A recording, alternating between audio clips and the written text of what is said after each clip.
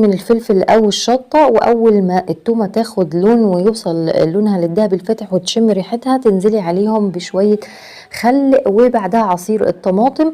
يمكن المقطع ده يعني تاه مني، بس ما تخليش الصلصه تتسبك قوي، وبعدها تقفلي النار عليها. تمام كده. بعد ما كل المكونات جهزت معايا ابدا بقى احضر الصينيه او الطاجن اللي عندي. بنزل بطبقة البتنجان أول حاجة، وبعدها الفلفل برصه عليه على الطبقة من فوق، وكمان كنت مقطعة حلقات من الطماطم أنزل بيهم وعليهم الصلصة اللي عملناها مع بعض في فرن سخن على الرف المتوسط. وأول ما تبدأ خلاص تدخل في السوا معاكي وتفتحي الشواية حاجة بسيطة علشان الوش يحروق معاكي وياخد لون. صينية مسقعة من الأكلات السهلة السريعة اللي مش بتاخد معاكي وقت، أكلة اقتصادية، وكمان ممكن تضيفي لها لحمة مفرومة لو حبيتي. مش اللايك والاشتراك في القناة.